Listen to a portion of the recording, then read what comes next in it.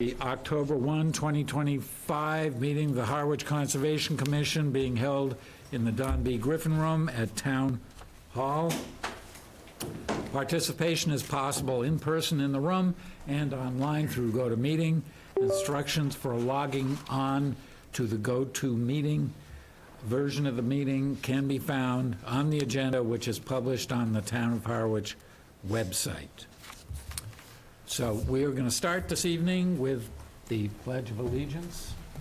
I pledge allegiance to the flag of the United States of America and to the republic for which it stands, one nation, under God, indivisible, with liberty and justice for all. Thank you.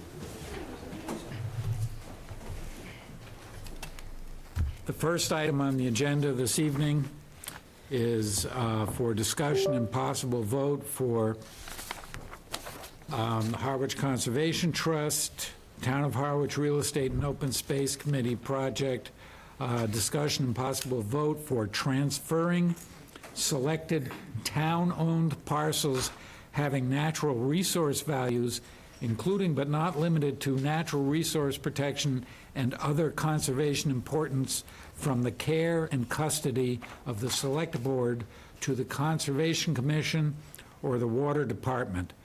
Possible vote of approval and to provide a letter of support for the Select Board. Who do we have this evening who is going to represent?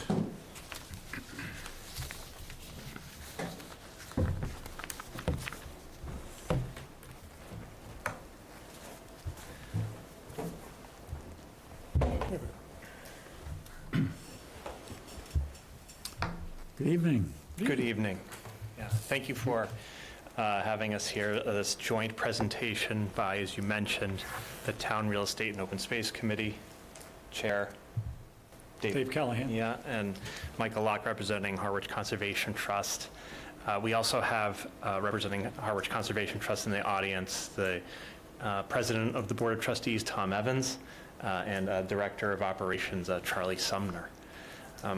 Just to reiterate your introduction, this is an initiative to propose the transfer of selected town-owned parcels that are under the custody of the Select Board that have significant natural resource value, including water supply protection and other environmental values.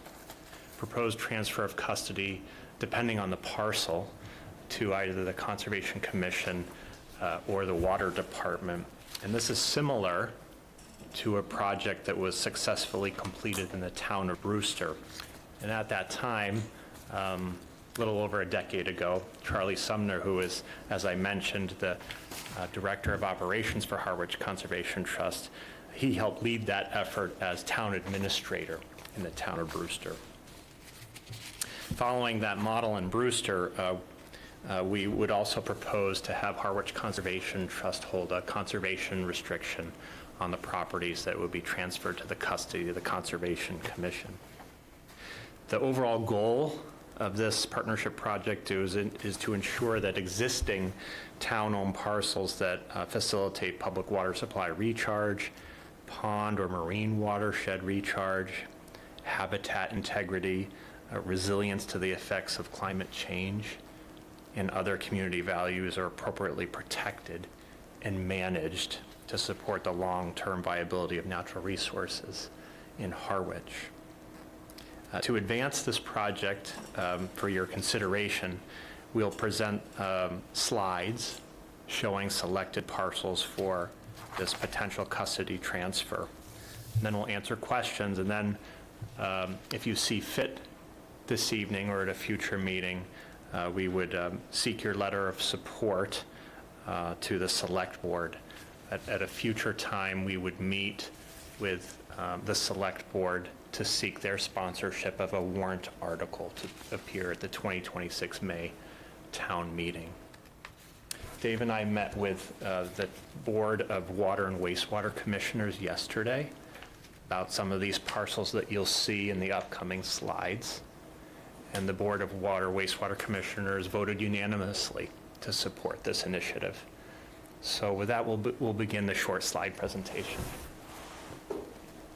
So each of these slides that you see represent a portion of town and parcels that essentially today function as providing many different natural resource values, whether, again, it be recharge the public water supply, or provide habitat connectivity or buffers to walking trails, and a host of other environmental values. So they function as Conservation Commission type properties, so it seems to make sense to transfer those, again, select board controlled properties to the Conservation Commission or Water Department.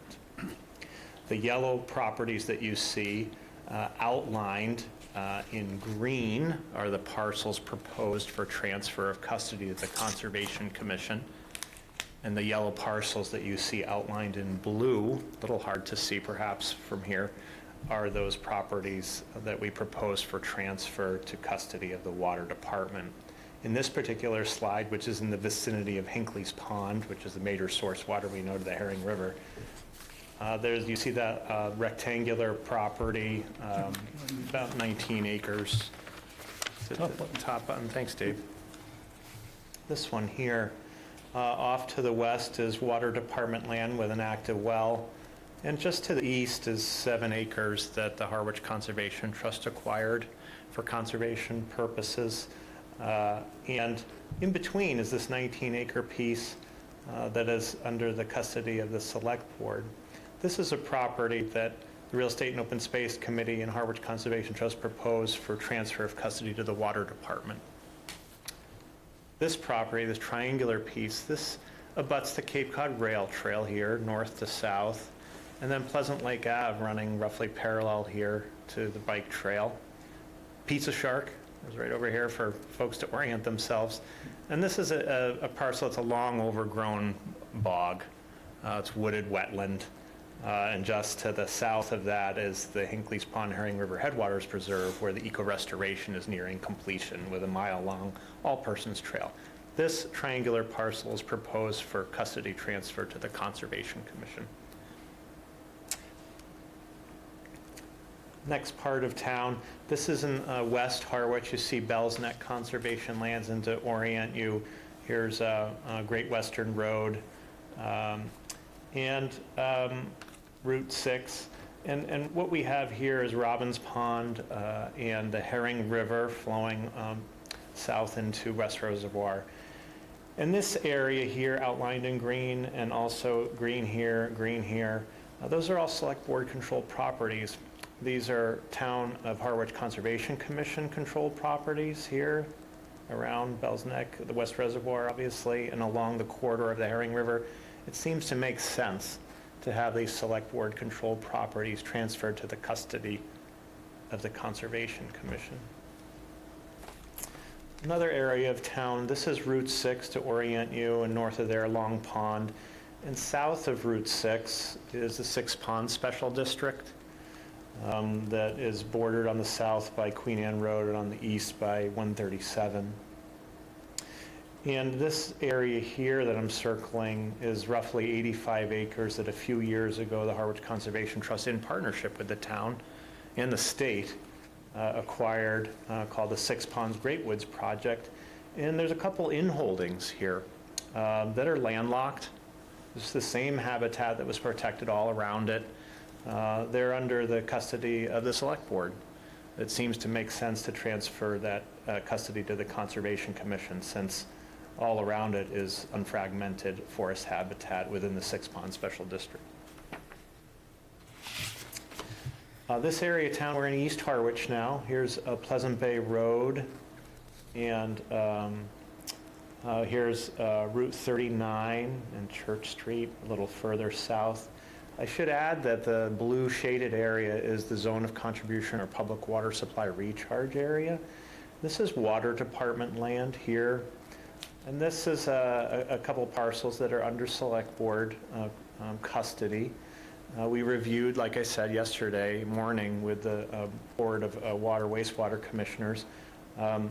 Their thought is that for the Real Estate and Open Space Committee to seek the review of Affordable Housing Trust's interests to see if that might be of interest. And this property is one that the Wastewater Board of Commissioners is interested in transferring to their custody.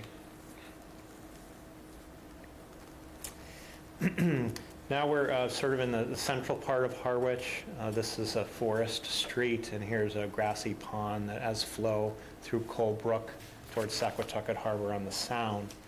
And these are wetland parcels, sort of an in-holding surrounded by development, and another wetland parcel that's part of this greater wetland habitat complex here. Again, under the custody of the Select Board, just because at the time of the town acquiring the property, that seemed like the best bucket to put it in. It seems that since it is mostly wetland, it would be in better care under the Town Conservation Commission.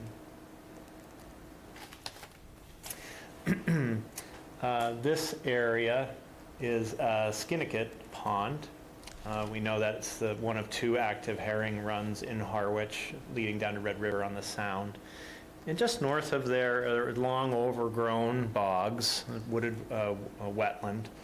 And over here is also a wetland that's bordering Andrews River that drains into Saquatucket Harbor.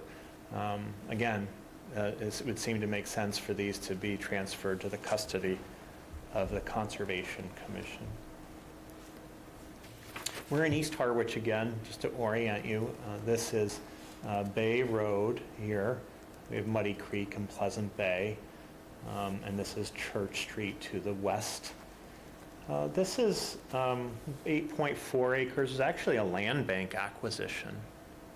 And it was placed in the custody of the Select Board at the time. This is Town of Harwich Water Department land with multiple active wells serving over 10,000 households. The proposal would be for this parcel to be transferred to the custody of the Water Department and the Board of Wastewater Commissioners. To orient you, again, more in the central part of Harwich, this is the Cape Cod Rail Trail here, and here's the Old Colony Rail Trail spur off to Chatham, and here's Great Western Road. Kind of in the middle, just east of the Rotary, is another in-holding there, owned by the town under the care of the Select Board, a candidate also for custody of the Conservation Commission. North here is Island Pond Conservation Lands, which is an assemblage of both town-owned conservation land and Harwich Conservation Trust land. Do you want to talk about this one, Dave? I think you're more familiar with this area. Yeah, this parcel on Queen Anne Road in the Great Sand Lakes neighborhood, near the corner of Lakeside Terrace. Picked this one up because it was, when the water is high, right now if you look at it, it looks buildable, but when the water is high, the water crosses from the ponds, closes the two ponds together, and flows down towards Queen Anne, which is very high, and actually settles down in those three lots, the lot that you see outlined, plus two other lots to the right of it, to the east. We were out there with Amy on Monday to go take a look at it. She looked at some soil samples. She said it's questionable about whether it's wetland territory or not. I know that when the water was high, there was about 3 inches of water on Lakeside Terrace for about 2 months. So I'm kind of surprised that it hasn't rained enough in the last 10 years. The ponds have dropped significantly since then. But so that's one. It's a questionable at this point. But probably if we decide to transfer it, excuse me, then it would go to conservation. Alternative would be to offer it to the Affordable Housing Trust to see if they had some use for it. Thanks, Dave. Well, this is the last slide of selected parcels for your consideration. So this is the area that is west of Depot, right? Here's Town Forest over here, here's Depot, here's 39 running across here. And so it's quite a collection of town-owned properties, and most recently, last year, this property here acquired by Harwich Conservation Trust on Rushy Pond, which actually acts as a connector now between town-owned land under the select board control on the north and also on the south. So west of here are the town wells on Harwich Water Department land, multiple town wells. And these are all within the water supply recharge to those wells, as well as providing unfragmented wildlife habitat, not only north-south, but also east-west when you take into consideration town forest, and then across the town line with Chatham, with the town of Chatham conservation lands bordering the Harwich Town Forest. So these properties here, outlined in blue, which are proximate to the Harwich Water Department existing parcels, are proposed for custody by the Board of Water Wastewater Commissioners. And these other parcels that are outlined in green are proposed for care and custody of the Conservation Commission, which would really help knit together an important assemblage of protected land for both the public water supply and for wildlife habitat. It also falls within state designated sensitive wildlife habitat areas, priority habitat. That's the last slide of the parcels the Real Estate and Open Space Committee and Harwich Conservation Trust have selected for your consideration. Our hope is that this is meaningful, again, to the long-term viability of natural resource protection in town for the community, and that if this is successful, that we would seek your support in future phases, perhaps, of other parcels. But we wanted to start with a batch that seemed to make sense from a number of environmental perspectives, and we're glad to answer any questions. Thank you.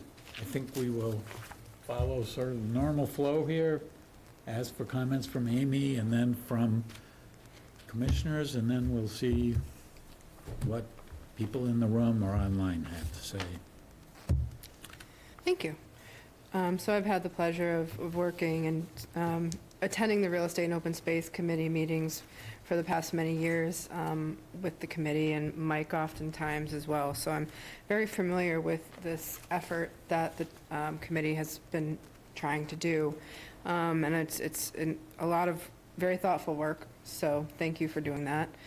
I think it's pretty, again, thoughtful in how they did this. These are not parcels that are really, the vast majority, likely not developable. Most of them are wet. Most of them abut other protected land, be it water department land or conservation land. So it's not just kind of saying, okay, these lands are to go to conservation or water department with no forethought. There's been a lot of thought put into this. And it's really kind of putting the pieces that we've collected over the past decades just in the right place. So I'm in agreement with all but potentially one, and it's the one that we went to the other day. And I'm not in disagreement about the Lakeway Lane parcel. That's the corner of Lakeway and Queen Anne. I just think it needs a little bit more survey or research. Thank you. So it's a small parcel. It's just over 10,000 square feet in size. I'm not sure if it's in a mapped zone 2. I want to say it probably is. So at most, there in a map zone 2 with a 10,000 square foot piece would be a one-bedroom house, because it's one bedroom for 10,000 square feet. So, and that's for a traditional home. However, it's the one parcel that doesn't have connectivity really to other conservation land. It's not surrounded by other conservation land. And the site visit, I wasn't comfortable understanding, I know there's been water there before, but when I looked at the soils yesterday, or 2 days ago, and the vegetation type, it was on the fence. I mean, you had half and half upland versus wetland vegetation. Certain parts was all upland. It was very clear, especially up towards Queen Anne Road. As you dip down, it was marginal. A lot of the vegetation, it was hard because so much of it is invasive, and as we know, most invasives, they'll grow if it's wet or dry, as long as it's not aquatic probably all the time. Then you have different invasive. But the soils in spots were wet, but are those spots big enough to be considered regulatable wetland? We don't know. And it was very thick. I managed not to get poison ivy so far. You didn't get It was a very, very abundant poison ivy population there.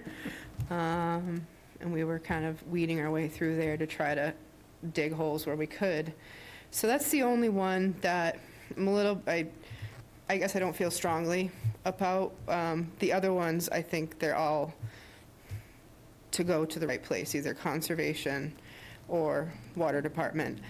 Because I wasn't sure how the commission was going to feel, I didn't go through the effort yet of drafting a letter. And when and if we do, I kind of want, in order for the select board to be very clear on why each of these parcels is important to go to a certain place, maybe we can elaborate with just another sentence or two for each single one.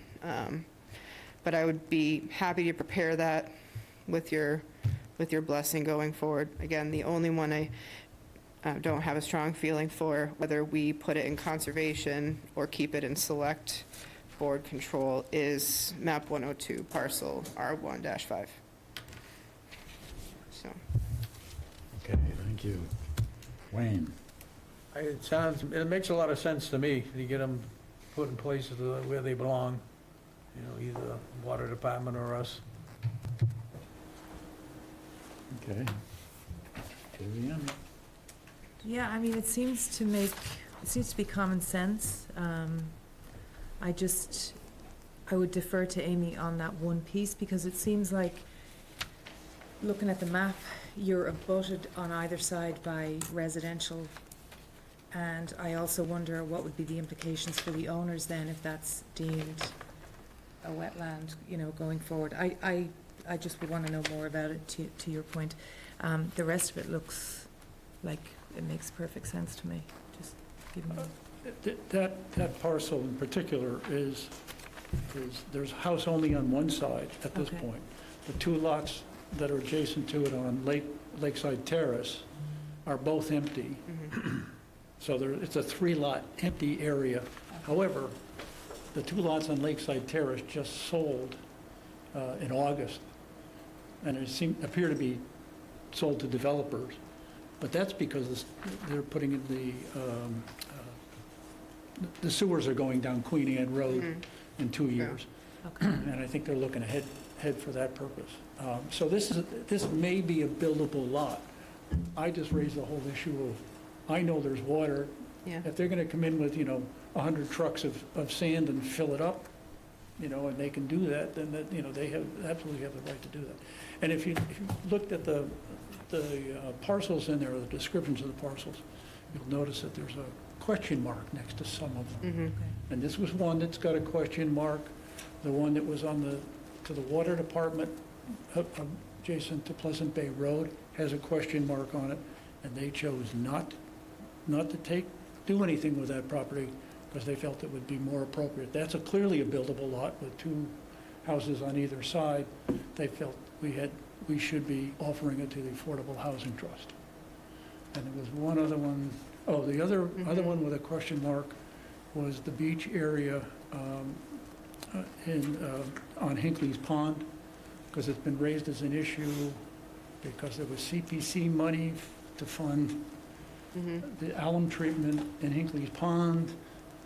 And if we put it into conservation, is there some kind of violation? So these are all ones that we would probably, if there's any question about, I'd be inclined to recommend to pull them out of this whole thing.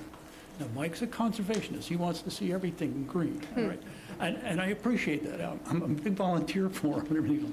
But as chair of the real estate and open space, I got to look at it from the whole town perspective. That's what, so we'll battle that out before we actually, hopefully before we bring it to the select board of what we're going to do on this one. But, so. Okay. I would agree that it seems to be a very sensible approach. The one parcel that Amy had mentioned, to me, it might be worthy of deleting that particular parcel from the group, because the rest of it does seem like it's got significant value. I fully support all of it. I think it's great. I'm not sure I totally understand the reservation about that parcel. I sort of feel like if there's free land in such a developed area, like, it would be great to keep it green. That's just me. I don't know. But yeah, it looks great. So I have a couple questions. One is it really that we have been getting less rain, or are we drawing more water out of the aquifer than we have in the past? Is that why you're seeing less water in that particular place? I'm not a hydrologist. I couldn't tell you. I live on Bucks Pond. I just know that I've seen it low like this back in the 90s. So this is not a big surprise. And I've gathered I've been keeping track of the water depth of the water based upon a U.S. geological site that exists on the one on my lens. And the last I looked at it, it's not down at the lowest it's ever been seen. And this goes back, 40, 50 years or more. So I don't think it's necessarily that there's more water being drawn. I think it's just that there's been no water. We're not getting the snow that we used to. Yeah. Yeah. The ponds aren't freezing.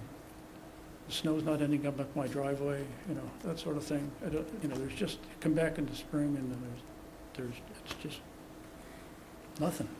So.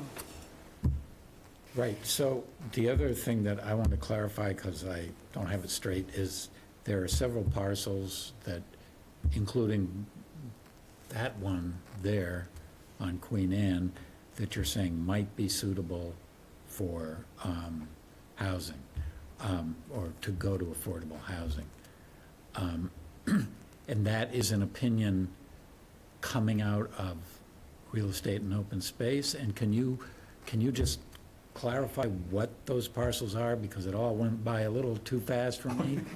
And particularly, I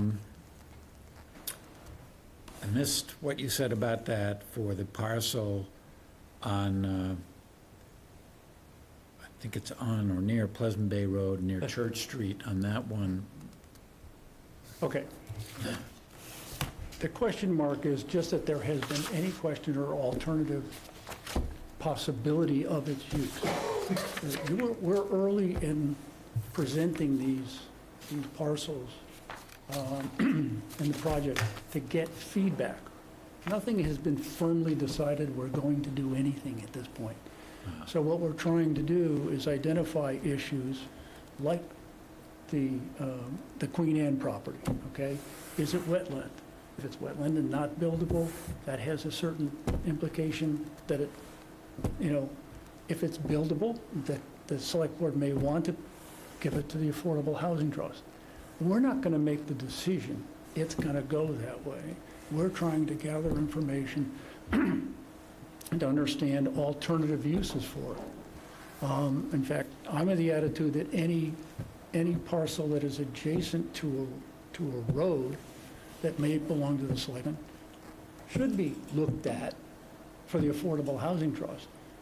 But I would stand up in town meeting and not support it if all they're going to do is sell it. Okay, that would be a no to me.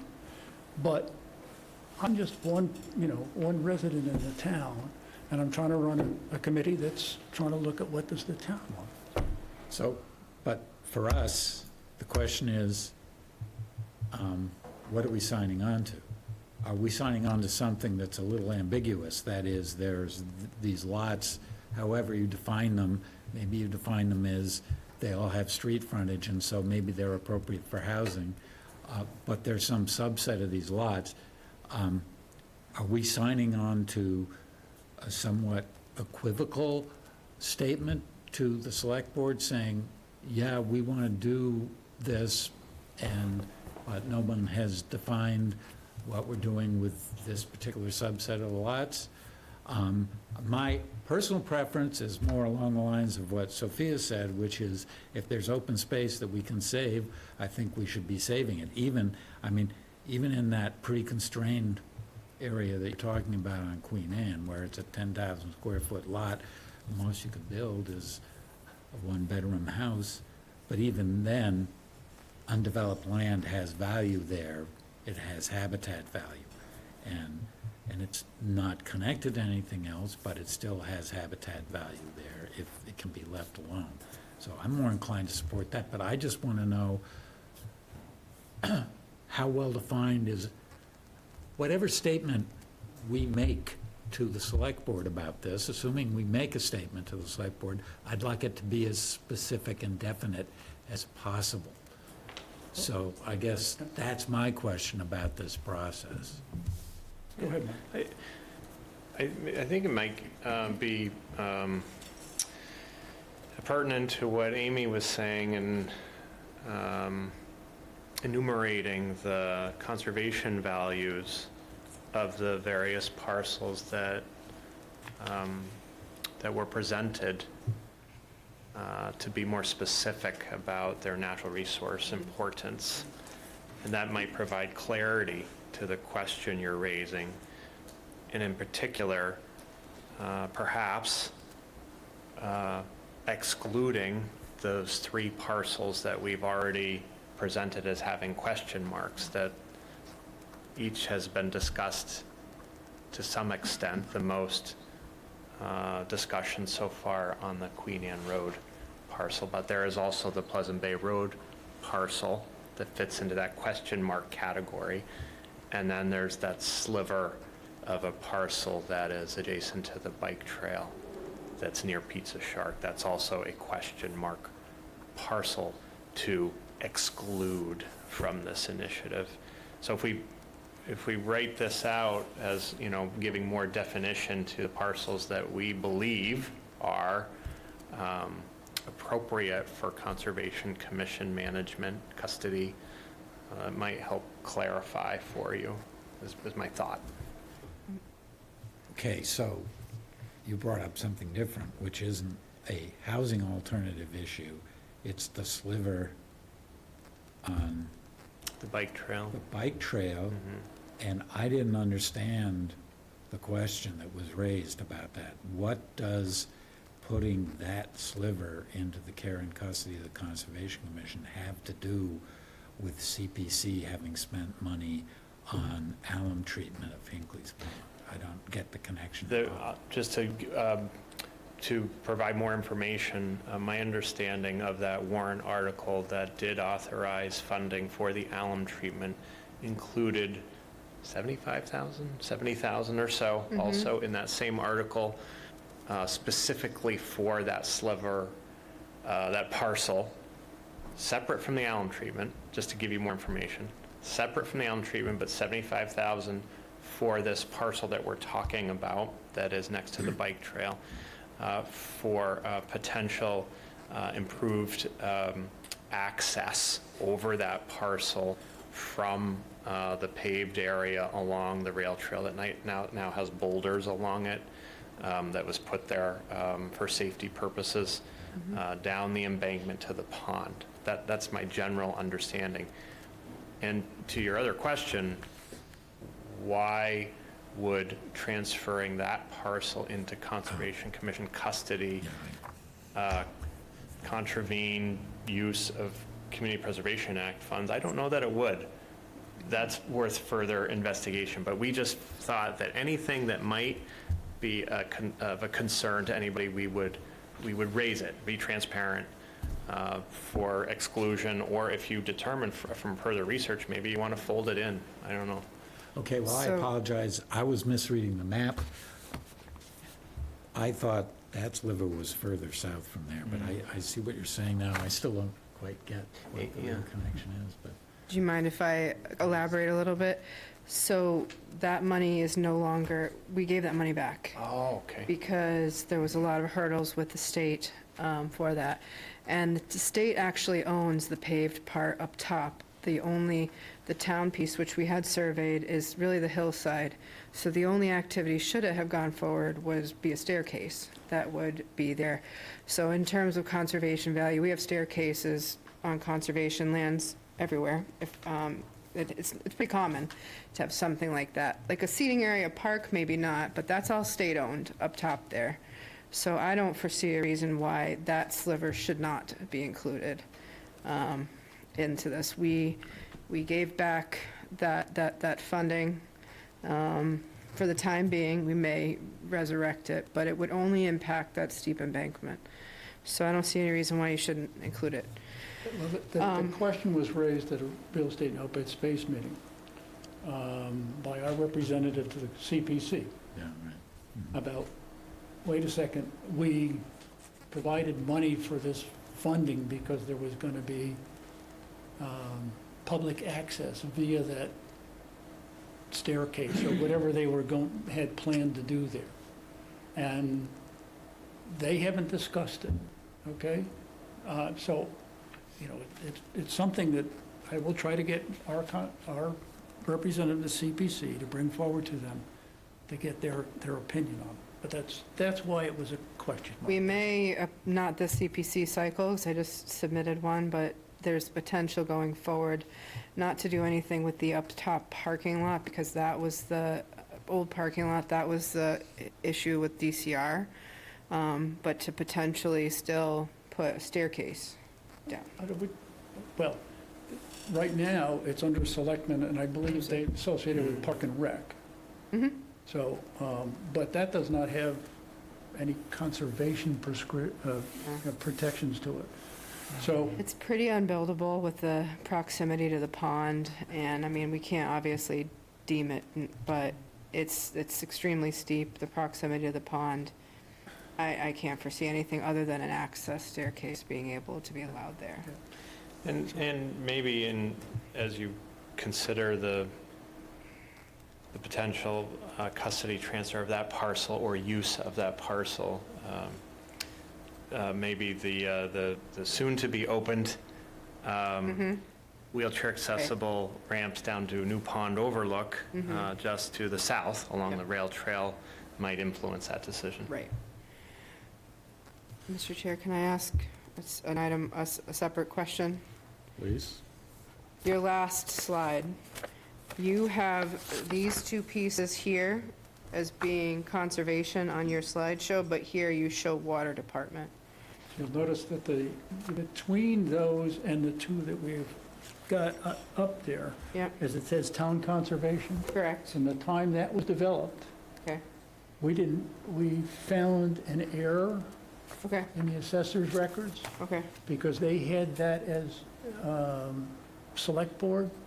So what says town conservation yep, on this map right, was listed in the assessor's records as as select board. And reading the deeds that went along with it, that was part of our project, was to read the deeds that actually Right. did the transfer. It turned out it was signed by the Conservation Commission, okay, which chased us back to, going back to town article. We now have all of that documented. And so I You're presented proposing that to conservation. the assessor, and the assessor has changed their records okay, effective last week. So, thank you. but that's a good point. Thank you. And one last quick thing is, when explaining in writing to the select board why you're proposing this, it might be worthwhile putting your criteria in that you have for when you evaluate properties currently, and that criteria tells, we evaluated to see, okay, is it more is it leaning towards conservation? Are the conservation values there? Is it more geared towards housing? Is this parcel more geared towards recreation? I think these parcels here didn't have the benefit of getting evaluated like that at the time of acquisition. And had they probably would have been put into different zones. So it might, now going back, you could say, well, using the evaluation criteria that we currently have, here's where these parcels would make more sense. Just a thought. Thank you. Thank you. I just want to emphasize that I fully support what you're doing. I just, a few more things have to be made more clear. Absolutely. So what I want to do next is see if there are any comments from the public here, and then we can talk about whether we're taking any action this evening. So is there anyone in the room who has comments or questions about this? Seeing none, is there anyone online who has comments or questions?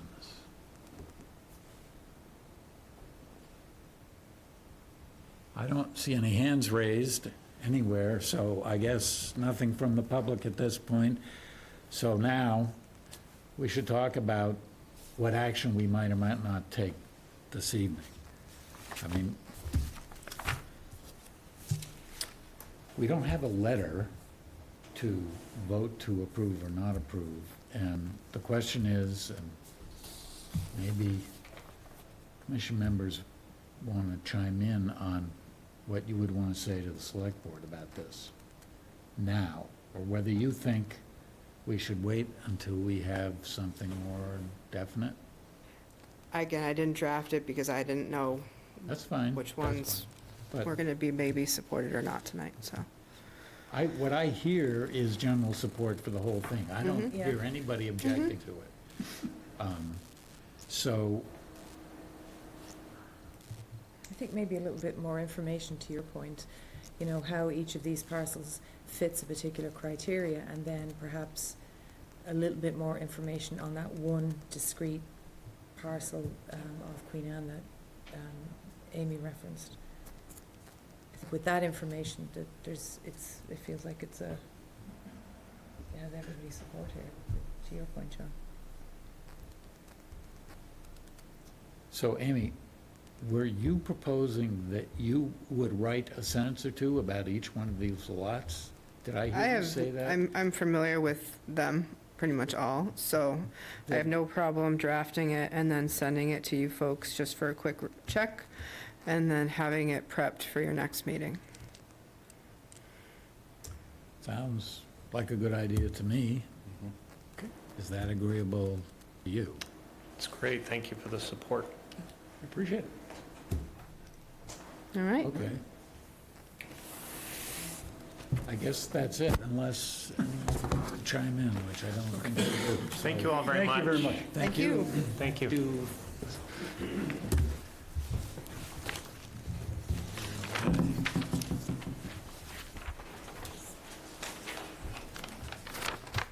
All right, next on the agenda is a request for determination of applicability for 29 North Road, map 11, parcel B1, for the removal and treatment of invasive plants and planting of native species. You just say who you are and tell us a little bit about your project. 25 cents right here on the floor.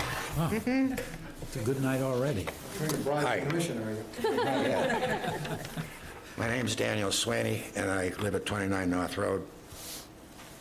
And I want to thank you for hearing me out here tonight. I'm seeking permission to remove some plants in my property on the south border. They run down to the river, the Herring River. And the plants that I did meet two of the members today on the site, and Amy, who's been on the site many times, for good reasons.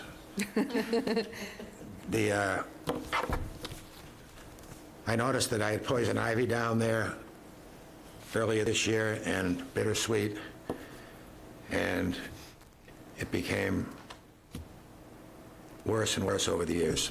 So I wanted to get it out of there, so I asked Amy advice, and the result is this application. So she informed me that I can most likely remove them with permission from the board, and to be replaced with certain plants, native plantings. And I ended up doing something similar to this 13 years ago on the other side of the property. So I was a little familiar with some of the plantings that needed to be put back if you removed it. To that end, I did call four other people that Amy gave me a list of. The ones I called, only 2 came back. One never gave me an estimate. The other one gave me an estimate. And then I did a little research myself. But nobody wanted the big job of, removing poison ivy. That's not a favorable job. I guess they had plenty of others. So I did make terms to deal with one fellow, as long as I have permission. And his name is Jeff Newell. I never knew him before. And he owns a company in Yarmouth called Clear Cut. He also takes care of properties owned by the Nickerson Historical Family Trust or something down in North Chatham, and he takes care of some properties at the Dennis Liberty Common area. He's the caretaker there. So he'll come down and remove all the invasive plantings, given permission. He'll do it by hand. There won't be heavy machinery down there. And once that's removed, the native plantings that I've looked at, but I haven't ordered them yet because I don't have any permission yet, and they'll be similar to ones that we talked about before. The invasive plants on the property now, do you all have a copy of that? Have yours. Yep. Okay, the, poison ivy, some English ivy, there's one privet, I think, trumpet vine, and, thanks. Whatever else is there. And some of the majority of the ground plantings are down closer to the river. It's like an L at the border of the river, and it comes up about 100 feet. That's the bulk of the land plantings. The other ones after that are mostly in the tree. There's some of the trees there too. But there's 17 trees going up the property, and every single one of them has either got bittersweet on it, or poison ivy on it, or English ivy. And some of them, 5 of those trees that have the plantings growing up them, I planted 35 years ago. And they're a type of pine. And they've just attracted this stuff over the years. And some of it's up 20 feet. So they'll be cut. They won't be pulled, I was advised. They'll be cut at the ground level and then up about 5 feet to get rid of that, and then the vine will die on the tree, I guess. I've been told don't pull them off the tree because that can hurt the tree, but if the leaves die, then I guess there's more photosynthesis can go on and a few other things. So that's what I'm trying to do. Oh, also to maintain them afterwards, there's one tree in my property that Fairway Lawn sprays once or twice a year. It's right near my house. It's a non-fruit-bearing apple, I believe. And they spray that twice, and I called them to see if they could, they have a certified herbicide or plant killer guy that works with them. So they can come down and monitor this. If the poison ivy or the bittersweet don't come, if they come back, they're licensed, I guess, to use their stuff and kill what's coming back up. I was told it kills the root system or something. So that's what I'm looking for. I'm looking for permission to take out the invasive plants that are there, replant them with the plants that Amy's told me about, And the quantity of the plants, I believe, 5 feet on center, Amy? 5, Most of the plants that we selected for your site would be 5 to 6 feet on center. and, Some a little bit less. The sweet fern would be less. okay. So that's, I guess, what I'm looking for. If you have any questions, Okay. may I help? Amy? So it's really just due to the proximity of the river that kind of brought this to the level of the board. Otherwise, most projects like this, I would just take care of administratively. But it does pretty much go right up to the river, and all the way up to the road, which is a 200-foot riverfront area. So Mr. Sweeney's been great to work with over many years. The family's been wonderful and want to do right by their property. So before the invasion gets worse, this is really the right time to tackle it. They do have poison ivy, which is a native, but an undesirable to many people. English ivy, which is very aggressive on the site, and the start of some bittersweet. And I think if they were to tackle it now with manual removal to start, I would recommend that we do allow them to use a cut and wipe method of an herbicide treatment, particularly on the bittersweet, with a certified herbicide applicator to do that. And and Mr. Sweeney would work with us, as he has in the past, to replant native species on the property. The viburnum at Sweet Pepper Bush and Sweet Fern have done very well on this property. It's a little shadier where he's going now, so we may change the composition up a little bit. But I would recommend you approve him with a couple of conditions that I mentioned to do the work with a -2 and 3 determination, and let us continue to work with him to improve that area.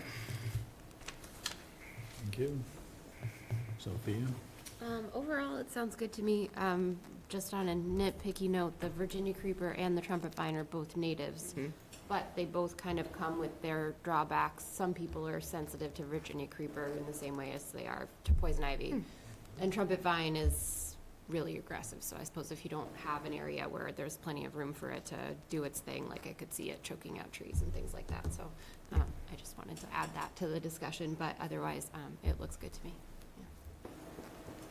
Well, I would support the project. I think it makes good sense, a good time to get after it. Thank you. No questions? I don't have any questions, pretty simple project. Straightforward.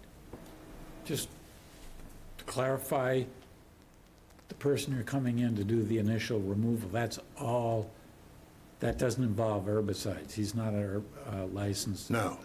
pesticide. It's afterwards you're planning to treat, if necessary, with herbicides. Yes, yeah. Amy made it clear to me that I need to monitor it after we remove and plant everything to make sure the invasives don't come back. And if they do come back, it has to be done by a licensed Applicator. applicator. Yep. Yep, okay. Seems reasonable to me. Any comments from the public? Hearing none, we could have a motion. I'll make a motion, we approve the project on 29 North Road, map 11, parcel B1. Second. We have 2 and 3 2 and 3. determined. Oh, yes, I'm sorry, you're doing -2 and 3. Okay. Hearing no further discussion, all in favor? Aye. Okay, we're all set, thank you. Thank you. I'll be in touch with you tomorrow to set up a time to chat. Okay? Okay. Good. Welcome. When can I get the guy to, if he wants to start pulling at some of the This invasives? permit will be ready on Friday, so next week. Thank you. Okay, so, Thank you. thank you.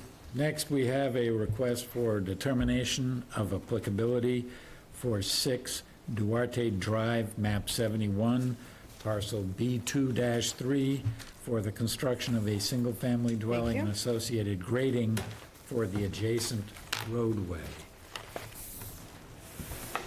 Good evening, Chairman, members of the Commission. For the record, my name is Dan Ojala. Downkeep Engineering, and helping Lou Seminara and his wife out with permitting on a piece of property that they purchased. It's Duart Drive, which is what you'd call a paper road. It was permitted in the mid-'90s, a little subdivision, a 3-lot subdivision. And we're working principally on the most southerly of the 3 lots, which is a good-sized piece of land. There's a few resource areas that we're concerned with. It's almost 2 acres. There's a pond to the south that is most of the frontage on an old pond.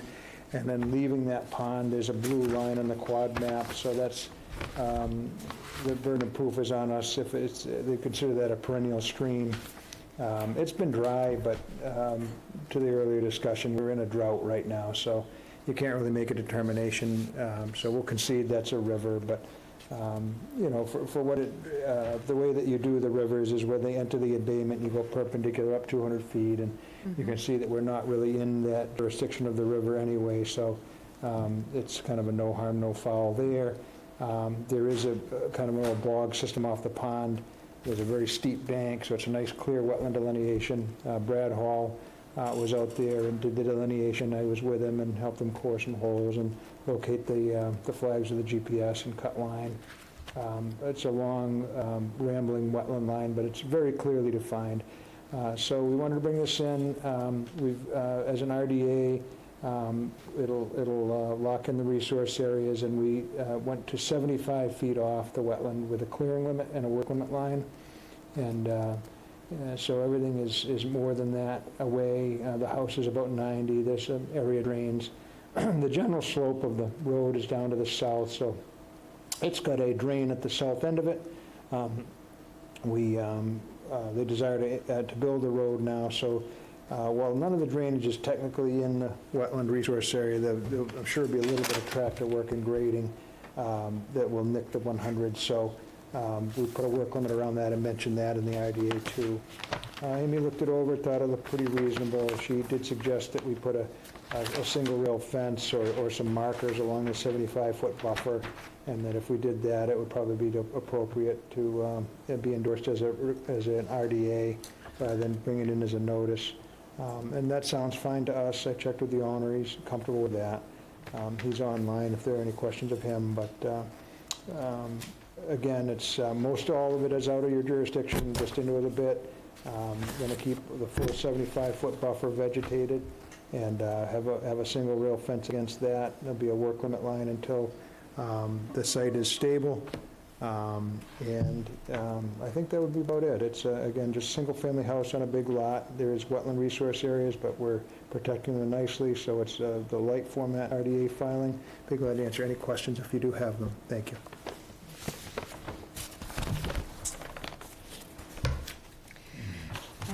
It's a really beautiful lot. It's very natural back there, very few invasives. Abuts this little wetland, and you can see kind of through the trees the part of Cranberry Valley Golf Course back there. The vast majority of your work is outside of our jurisdiction. The only tiny little bit, well, structure-wise, that is a corner of the house, and some grading and a retaining wall. And then your clearing limit silt fence is what I was talking about with Mr. Ojala via email. So we'd like to see some sort of permanent, more permanent barrier along there to dissuade further creep closer to the wetland. You can't really do your traditional type of mitigation on this lot because it is a virgin lot in really good condition. So maintaining essentially a 75-foot no disturb zone on this property, I think, serves that purpose of mitigation. Obviously, in the future, a person could come technically and ask to do something in the 50 to 75, but this will hopefully prevent what we see is the gradual creep of the lawnmower and cutting. If you were to do intermittent large stones, split rail fence. With split rail fence, I would recommend maybe a little bit more dense planting too. The fence doesn't last all that long, but maybe a line of native planting, something like clethra in there, because that's what likes. Or again, those large stones is what a lot of people are liking to do. It's easy. You put them in and it's pretty good indication of where you should and shouldn't be doing things. Yeah, stones would be acceptable. Would Yeah. we put them about 20 feet apart, or do you have a rule of thumb on that? It's a long We run, so I just didn't want to spend too much money. We can specify that in the conditions. It is kind of a long run, so maybe 15, 20 feet apart would be okay. But no, it's a really beautiful piece of property, so. With the condition that we put some sort of indicator, physical indicator at the 75-foot buffer, I would recommend approval of the project. And the wetland itself is pretty easy, as you said, to delineate whether or not that stream is intermittent or not. It's you can't tell in times of drought like this, so. I know farther down south, because we have property, the Texera property, just heading south from here. In a year or two, I saw water in the ditches, but I haven't in a while, so. No flow when I was out there, but again, you can't really tell during a drought, so. No, there hasn't been flow in a couple of years. Okay. I'm all set. Okay. Oh, and that would be a -3 determination because it's buffer zone. No, I don't really have anything to add. I would agree with Annie, and I would support it. I think we're in pretty good shape. Vivian? No, I don't have any questions. I think the stones are a good idea. It's so wild out there, you know what I mean? Yeah. That's disruptive as well, I would imagine. I'm not an expert, but don't have any questions. I would note for the record, there's kind of a deer path that runs not too Yep. far off the wetland, and that could probably just stay there. I don't think that, Fine. it's, Let the deer have their path. yeah. It's looks like a bit of a footpath, but I haven't ever seen anybody walking on it, but it is there, kind of runs Yeah, east-west. it does lead to the conservation area. So, yeah. I was in the Texera area a couple of years ago with my grandchildren. I think we wandered down that path. Probably. It gets wider as you go towards Texera. Sophia? I guess I'm just curious about the 25 feet between the 75 and the 100, and whether that's something down the line when the landscaping goes in, if that's of interest, or are we kind of, because, The same conditions that we would have in terms of yeah. no fertilizers, pesticides, herbicides. But we don't have a planting plan per se for it. So if you approve, this is what you would allow to be yard area. Yeah, it would probably be a fescue lawn, like native, and But you that's have no up for irrigation discussion. within 100, yeah. Generally, that's, we'd look to do that. Yeah, okay. I think that would be, my only concern is like, because it looks like there's like a pitch and part of this, I don't know. And especially if it is such like a beautiful, kind of like virgin landscape, it deserves some special attention, but other than that, this looks totally fine, so. I don't have anything, John. Okay. Pretty simple. I have a question about the way the plan is drawn, which is, and I don't think it affects this, but is it correct to draw the limit of the riverfront perpendicular to the end? You wouldn't like draw a a circle from there, like 200 feet From the edge of the bog? from where you consider the end of the river to be? The end of the river, as Dan had mentioned, is where, so when you have a stream that widens out to your body of water, which in some years this supports water, that's where that widens out into the body of water and gets out of the stream channel. That's where you stop your wetland line, and it is a perpendicular for that. That would again pick up farther north of there where the stream continues to be more in like a ditch, a defined area. But you're right, to my eye too, when I first took the class in 1997, after they passed the Rivers Act, you know, they say, well, make sure you don't draw the big circle, it's perpendicular. That's the Yeah. That DEP is guidance. consistent with It is a riverfront, there's no buffer to it, and Looks a this is little how you similar. delineate it, and that's their policy. It is a little bit, it's different from the way we do other resource areas. Right, it's not an kind of arc. unique, but yeah, you'll see that on occasion. But this is the way to do it.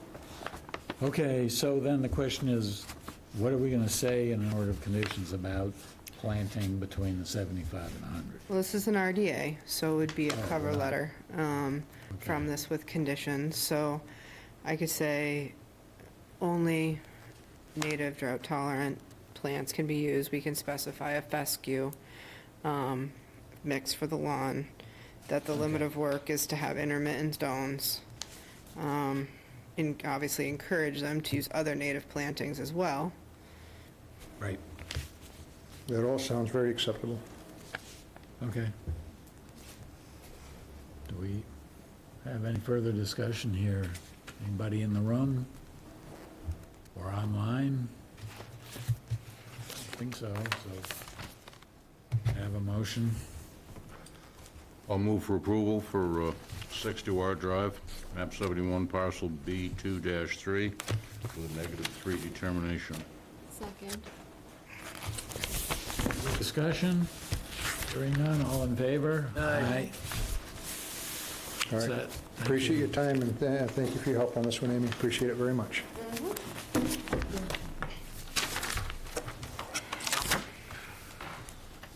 Next, we have a notice of intent for 15 Wales Road, map 73, parcel F1-78, for the construction of Harwich Phase 3A sewer extension project consisting of a pumping station, a sanitary sewer system, and stormwater management.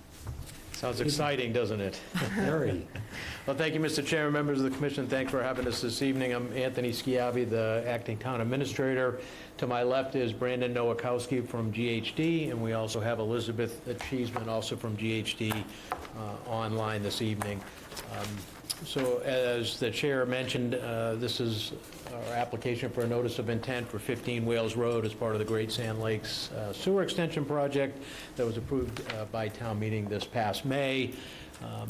This part of the infrastructure, if you will, notwithstanding the pipes in the ground and those sort of things, is a critical part of the infrastructure, the pumping station. A little bit different than some of the other ones you may see around East Harwich, which is more of a building. This particular structure is actually a shed, about 61 square feet, 10 feet high. Probably the most visible thing inside the shed is really the backup generator, since this is a submerged pump system for the sewer project, and really more to house the generator. So we scouted out various, areas in the Great Sand Lakes area. This is the only town-owned parcel suitable for the pump station. And so we're here to answer any questions you may have on the technical aspects or any of the other aspects of this particular part of the project. We did go before the planning board last week on Tuesday and the ZBA on Wednesday. Successfully got to them, and here we are before you to round out the trio. Okay, thank you. So the wetland in question is a small isolated wetland with some bordering vegetated wetland around it. And we did work with GHD to kind of fine tune that wetland delineation. It did push the wetland delineation a little bit closer to the road. So it's a difficult site, but we, help the town look also at other areas with Liz in terms of, where other potentially could this be? And this is the least invasive spot, if you will, to put it. It's actually, and it has to be low in elevation in order for it to be functional and work. So this is low in elevation. They are able to get the structure itself outside of your 50-foot no-disturb zone from that wetland, but it is within the 60-foot no new structure regulation, or no new structure, reg. So they are asking for a variance from that. And then they're also asking for a variance not to do your conventional type of mitigation because it is, I would say, a mitigation constrained site. It's not really possible to mitigate on this. Again, it's more of a virgin area. The only thing I would, and what we did talk about is similar to what we talked about for the last hearing, is putting intermittent stones along the limit of work, and that will confine vehicles that come to service or check on the structure, and prevent that creep towards that wetland. There is a significant amount of dumping on the lot in terms of vegetation cuttings, and what I would love to see, what I would recommend the commission do is in your conditions, require that the town carefully remove that piled vegetative debris, which is suppressing the native vegetation in areas, and it's pretty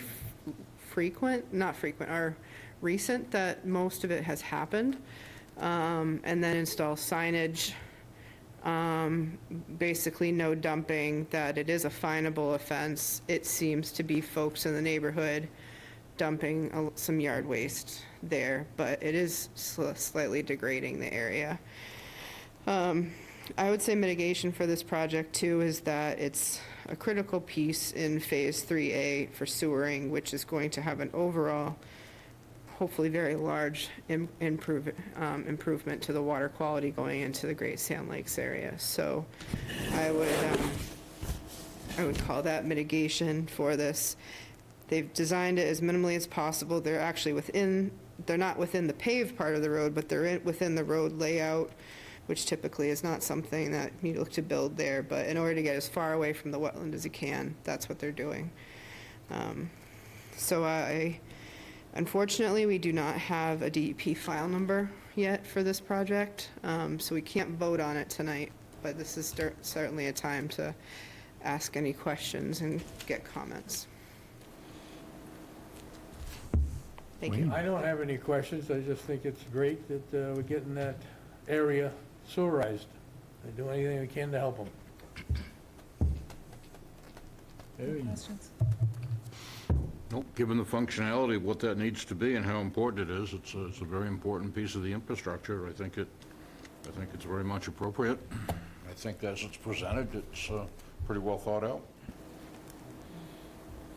I agree. I guess I just, whatever the disturbance is from the construction, whatever is put back in should be something that's drought tolerant and really requires little Yep. to no maintenance, Good no point. mulch, no whatever, so that it's just super simple and kind of fits in, but it looks great otherwise.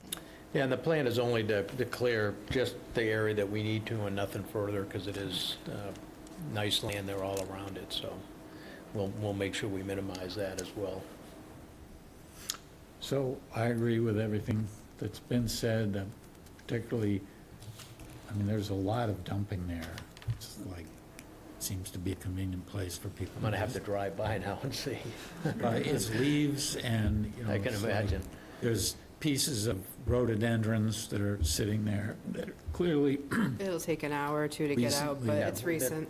We can handle but it that. needs to be discouraged too, so the part about installing signage and letting the neighbors know, some drive-bys after the construction happens might be a good idea too, to make sure that doesn't Yeah, continue agreed. happening. Other than that, I have a big audience here, but anyone else have any comments? I don't see any, we're not, oh, you do, okay. You'd come up to the mic. Know each other well. Thank you.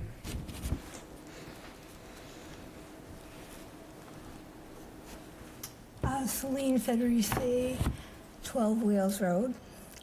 So I'm just curious about if there's going to, since I'm at the conservation meeting, is there going to be any native plants around the pump station? Any plantings? I I think don't- Not that we had that's- planned, yeah, we hadn't planned to add anything additional.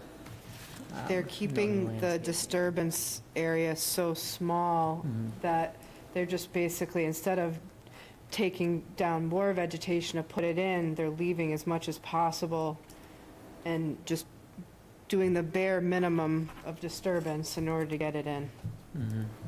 And so, one of my neighbors asked if they get a Just, what's that? Go ahead, finish what you're saying. I was just gonna say, because there's underground structures, you wanna be careful what you plant around it. Okay. So just something to consider, like, And my neighbor was wondering if they were going to move the fire, The hydrant? hydrant. No, I don't plan to. yes, it, Is it being written? well, yeah, there is a movement of the hydrant. It's gonna stay on Where that. at one point we were, I'm sorry.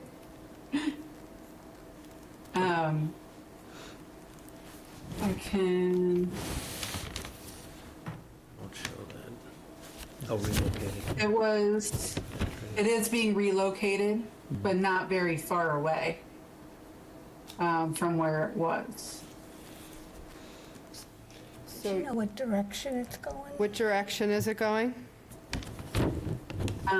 Not that I know direction, I but I can mean share my left. screen if that's okay. Are you able to give me Yep, the we can do ability to that. do that? I see the new location, I don't see where it was. Yeah, it was over, I think it was over here. So I guess to make it easier for the neighbor here, if you were staring at the hydrant, is it going to the left or right? It's like the It would be going to the left. And approximately how far? Left work. Left, Maybe 20 feet. 20 feet to the left. Okay. So this is the existing one here, Yep, across from the existing catch basin. yep. And it's going to go to Wales Road towards Queen Anne. Oh, So Queen to the Anne's right going as to you're the staring left. at it. Yeah, if you're on the road. To the right If as you're you're at the staring road, at go it, to 20 the feet right side, yeah. to the right. So that's Yep. kind of. So here's the opposite my- existing, That's yeah, opposite my roughly. property.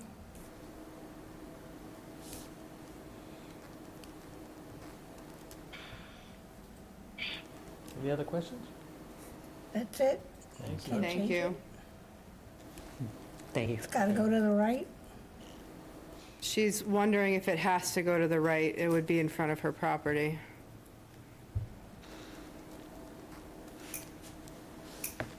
But on the other, it'd be opposite side of the road from your property. Yeah. Would be.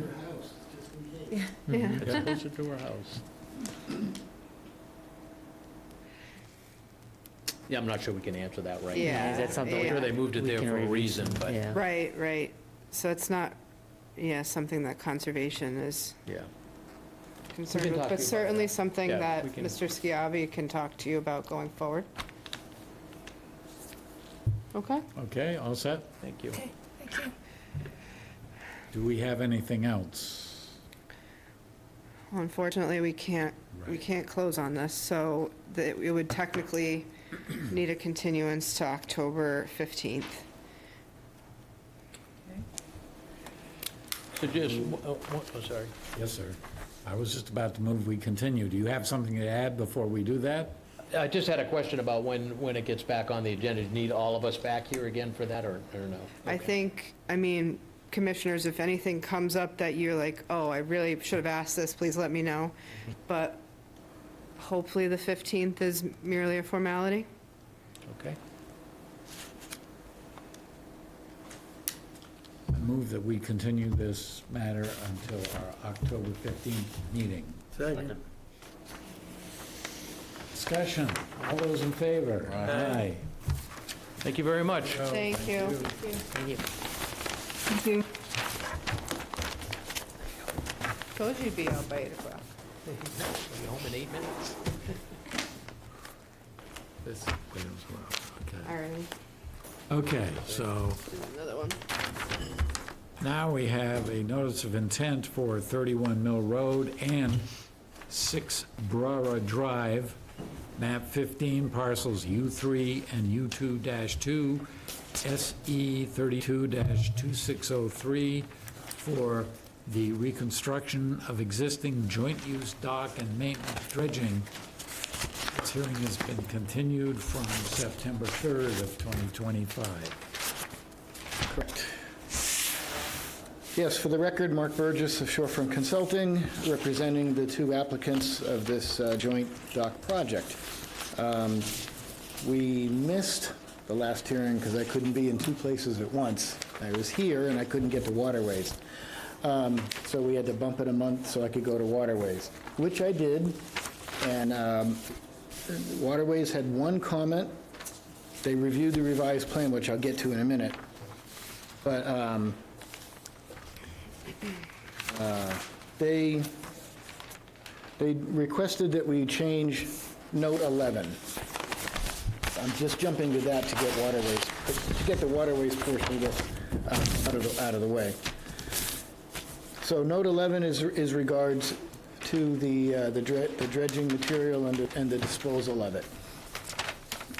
They sent an email to Amy, so we have this in writing, right? I don't know if you guys have it. They have it on their table. Okay. So they request that note be changed to read as dictated in their email, which of course we have no problem with. In order to do that, I have to revise the plan. Now, this is already a stamped plan. I didn't want to revise it twice in case there was something we had to do from tonight. So the goal here is to review the revision. I have to go back to Waterways on October 15th. We could probably continue this to October 15th. If we have nothing else to do here tonight, any questions, then it would just be a formality to make sure that they're okay with it. Then you guys can close an issue after that, anytime you want. We can discuss that. Yeah, but Waterways wants to see the actual plan revision before they okay it. Understood. Okay, so at the suggestion of Amy, which is a wonderful suggestion, I can't take credit for it. I won't say that yet. We don't know how everybody's going to feel about it. Well, the suggestion was to do an overwash bulkhead, something that the town is familiar with. Apparently, Division of Marine Fisheries is not. But, so what I added, the only addition to this project is an overwash bulkhead just landward of the existing floats. So if you remember, the conundrum that we were in is the floats currently are aground at low tide. All of that area is within previous dredged footprint. So they could technically go back and just redredge according to the original license, but we don't really want to do that. So if I move the bulkhead seaward so that it's just at the low tide line, it's under the floats. So now we have an obstruction. So there is about this much of intertidal dredging. DMF pointed it out. I look at it as saying, well, if we had done this a couple of years ago, that area would have still been underwater. It's just that it silted in has now poked its ugly head up above low tide. So because it's an all man-made area, all previously disturbed, we're just trying to get it back to an acceptable condition, and this was, I think, the middle ground to reach that. So the overwash bulkhead solves some other problems, which was the initial dredging was right up against the salt marsh. Well, we'd like to stay 25 feet away. Well, we can't, because if we go 25 feet away, then the floats are aground. So the overwash bulkhead protects the soil from eroding away from the marsh, which is what the 25-foot setback is designed to accomplish, to leave enough area so that things don't move around. Well, the overwash bulkhead prevents that sediment from moving, so it's protecting the marsh, even though it's closer than 25 feet. I'll have to explain that for the water quality certificate, and hopefully they agree with our logic. The overwash bulkhead is 75 feet long. We're using 10-foot long sheets, so we make sure that they're embedded into good ground. It's not an anchored wall, it's just cantilevered. You just push it in the ground and run 2 boards on either side to keep it straight and walk away. And it's pushed flush to grade. Honestly, that's about it. We had already increased the dredge, well, let's see, I probably changed the dredging amount now because of the bulkhead, because we're coming down and just going straight down. So the dredging is now 254 cubic yards. We're dredging to -3 on the whole area, north and south. Not going into the federal channel. So other than the note 11, Waterways didn't have a problem with this. Division Marine Fisheries sent some kind of erroneous comments, of which I commented, and then they commented back, and we figure we're okay with them now. So with that, I'll answer questions from the board. I think as proposed now, the project best protects the resource areas, particularly in my mind, the most sensitive one, which is salt marsh. Division Marine Fisheries is advisory, they are not regulatory. So their main comments were, they didn't want to see changing of intertidal habitat, or which is coastal beach, technically. That's the type of resource area, to land under the ocean. But when you look at the performance standards and what those 2 resource areas are important to, there's 90% overlap. They have the same standards. So I don't, in this particular case where you have a licensed pier, that they're retrofitting, if you will, to be something different in terms of having floats instead of a fixed pier on one side. But you still have a licensed structure. This footprint is licensed. And then they have a dredge permit. Again, if they could simply just dredge, but that's not the right answer either, because you could easily get some slumping of the marsh. So I think even though it involves technically putting in a new structure in order to hold it back, I think this best protects, is the better of the solutions for this. So, we did get the letter from the harbor master, and their Division of Marine Fisheries has time of year restrictions, which they always do for things like winter flounder. And I think that's usually, January to May? January 15. May 15 usually, or May 30? Yeah, I may have put it on here. So this restricts, again, the letter that John Harker, the harbor master, put is, he's concerned, particularly with the location of this, that it's kind of just on the entrance to Saquatucket, which is a main navigational channel, of blocking entrance to that channel or to the ramp. So he would further suggest that we condition a restriction that there shouldn't be activity between 15 of June and 15 of September of any year. We had an issue this year where contractors in another part of town came in on July 2nd and to do work, and that was problematic. Yeah. So in order to get away from that, he's suggesting this, and I've chatted with John and Stephanie briefly. Stephanie's our natural resource director. If they want to make something like this more into like a regulation, just so people can anticipate it more, or whether it's going to be site specific. I mean, maybe a project that's way out of the way is not going to have an impact, but this is right, coming in and out of the channel. So right. And if I may, we had talked about that strategy because initially we thought, or we might try to use the town. Apparently we cannot use the boat ramp to load a truck for the dredge spoils.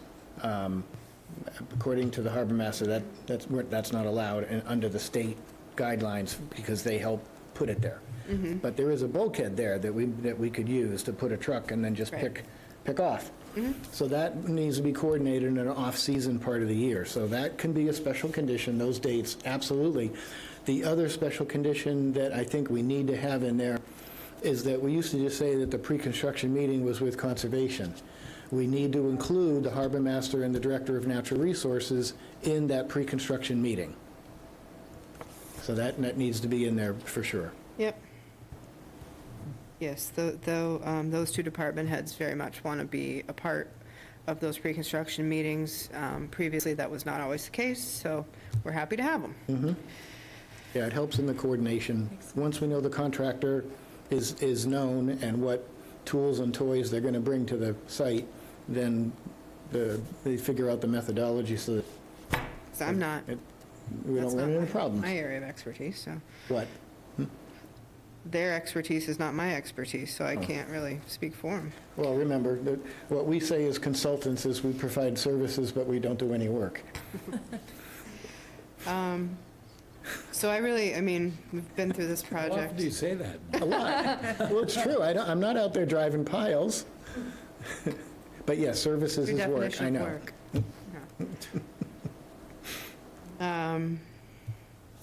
So I have no further questions. We've talked about this a few times now. I'm pretty comfortable with it as now planned with the conditions that that the harbor master has discussed. Technically, we do need to continue to at least October 15th. But I'm So- interested if you have any other, if you have questions But or comments. is there an issue with October 15th, since that is also, isn't that the date you're meeting with? With waterways. And honestly, you can bump it after that. This will never make it for this year, Yeah. because the bulkhead's got to be included in the bulkhead will now need to be licensed along with a dredge permit. It's not a dredge license, it's a dredge permit, and then the bulkhead will be part of a new license, so they'll never make it in time this year. So really, if you need to go beyond that, that's I would okay. suggest and prefer that you go to that first meeting in November, just because while I believe what you say, that what happens at Waterways happens at Waterways, we want to get in the habit of having something in writing from them, as we Yeah. did for this meeting, so, That's fine. prior. And that is what date? Oh, let me look. That, well, see if the commission has any other questions, but just, that would be November 5th. So does anyone have questions or comments here? No, I just think it, wash over bulkhead is the perfect way to handle this project. Okay. I like it. Yeah, it sounds like a responsible compromise, solution to the issue that we had a few meetings ago, so I don't have any, that's my only comment. Mark? Nope, I think it's a good means to the end. No, nice job, Amy. Thank you. Yeah. Thanks. I agree. I have one question. Regarding the date, but go ahead. I can't remember, because it's been a while. Are you proposing to reseed this area after dredging? Oh, reseed with shellfish? Yeah. No, that wasn't in the, there was only one little guy found, and, Okay, there was no, I couldn't remember the yeah, survey. there's one shellfish found in the whole. Never mind, for some reason in my mind, I had this as being like a prolific area, but That's a- if it's not, then, yeah, that- okay, That's another project. okay. Disregard. As far as dates go, unless something happens, I have a hearing in Marshfield on November 5th. So we need to go a little further, Okay, please. let me just double check that date. Would that be the 19th? Be the 19th. My phone says I'm free. And it must be true. November 19th. Can we exchange Thanksgiving recipes at that meeting? Sure. Can we exchange family Thanksgiving recipes at that meeting? Just kidding. Sure, why not? Why not? What the heck? We have a motion to continue. All right, I'll make a motion that we continue this hearing to November, what did we say? 19. 19, 19. 2025. Second. All those in favor? Aye. Thank you. So the only plan revision that I'm making at this point is note 11 in accordance with their email.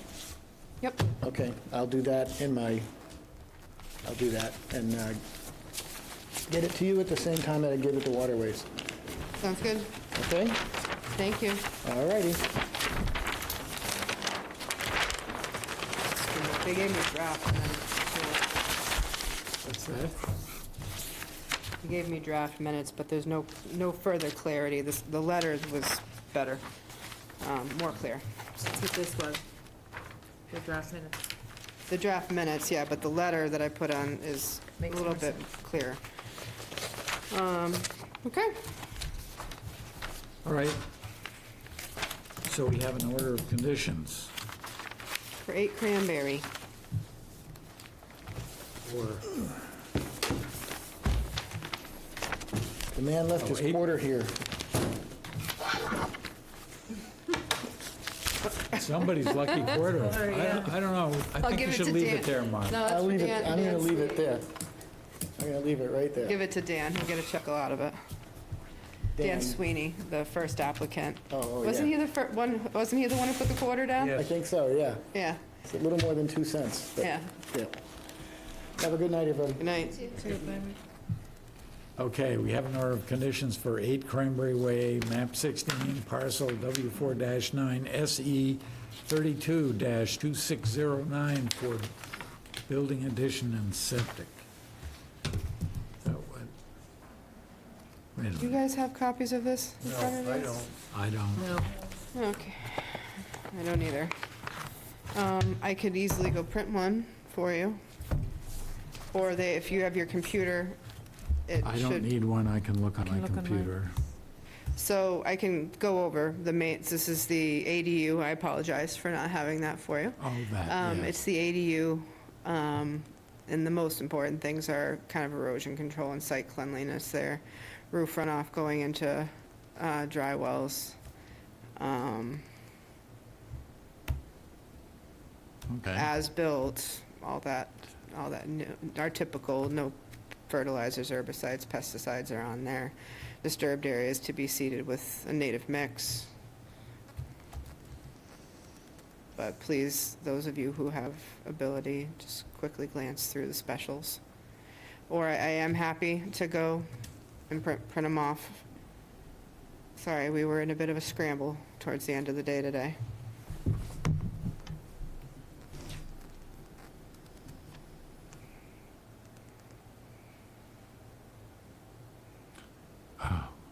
if I could.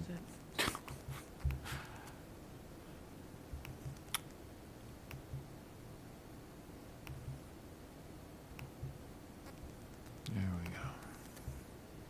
I can't see it in here. I don't see it in the. Minutes. Is it It's not in the folder. online either? What? Oh, boy. I'll be back. Okay. Why don't you, if you'd like to talk about, we're not doing sort of compliance yet, we jumped the gun on that one. So do we don't have to formally continue that or anything? The cert, no, you don't. They're in the process of requesting it. We just had it in the forthcoming bin, and it made it onto the agenda. But if you guys want to chat really about the minutes or start chatting about the local comprehensive plan, I printed your comments, John. I'll go and print the draft conditions for Cranberry. All right, sounds like a, So how about minutes? Anybody Minutes? have? good to me.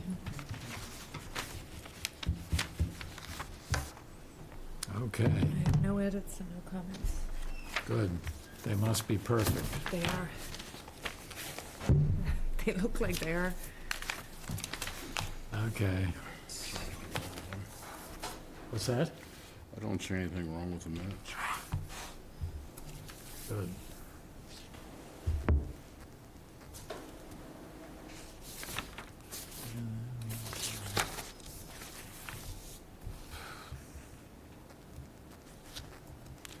Well, we can talk about the local comprehensive plan. I'm sure everybody's, Can I ask a question about that? There really hasn't been any changes to it since we looked at it, the local comprehensive plan. Am I correct in saying that? Just because I couldn't find it to look over it again. I thought we'd looked at it before, I but I did couldn't too. find it either, so Yeah. I did spend time going over it, and I don't recall looking at it earlier. So we looked at what is called OSRP, Open Space and Recreation Plan, which is sort of a tributary to this thing. Yeah. I was looking for it and could not locate it either. I would like to see it reissued and have an opportunity to re-examine it and revisit it. It's, where did I find it? I'll tell you where I found it. The thing is, I don't know if there's any more time for that, To but do it, let's okay. talk to Amy about that. But, Am I correct in thinking that it's the same one that we already went through, or when is, did we, am I but missing? that was the open space and Oh, that was- recreation okay. plan, I think. Okay, so maybe I'm, That's what we're talking about, right? No, no. no, it's the local comprehensive plan. And where is it? I found it on the town website. Okay, let me look.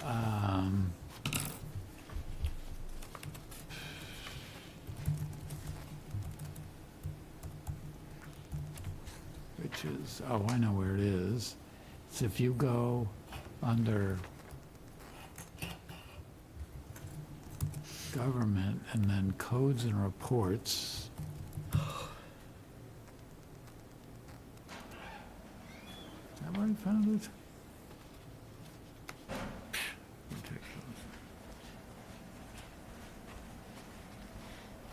Where is the draft local comprehensive plan? It should be. I found it, but now I don't remember what. Committee page? Oh, that's where I found it, planning department, maybe. Yeah, it should be planning department or. Thanks, Amy. Yeah, that's where it is. Thank you. I think that's where I found it. What? Local comprehensive plan. Planning department, and left pane, they've got all the historical plans back to 1967. And on that page, they have the draft 2025 local comprehensive plan. We had sent it to you once or twice via email, the link to it. I couldn't find that myself. I had to A while ago. go dig it up on the page anyway. Okay. We haven't discussed that in here at all. You had a this year. presentation done in August. Presentation, yes. Where is this? And what is the schedule now? Are we sort of at the last gasp here? For comments, it's the last gasp, because we've had, 2 months to do it. And then they will be coming afterwards for support letters, so I want to make sure before you, are asked for a support letter that you've reviewed it.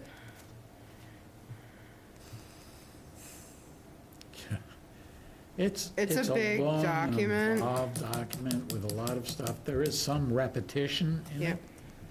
it. There's a lot of things in there.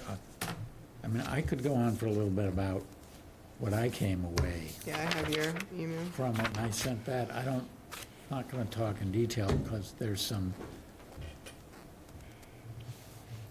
things down in the weeds. But I thought it was, for the most part, great. Now I've got to look at the email and see what I should actually, what bears me talking about here. The reason we didn't add it to Dropbox is it's so massive, it would have eaten up the rest of our space. But it's I right want to there say on- back in August or September, we provided a link. Because at that meeting, we had said, oh, let's take a month to review it or so. Well, No worries. do other people have comments? Has anyone else here looked? So I'm just going to say what my comments were. Which, they're not really major. I have a couple complaints, which I have an email that don't impinge on conservation, so Yes. I'm not going to talk about them.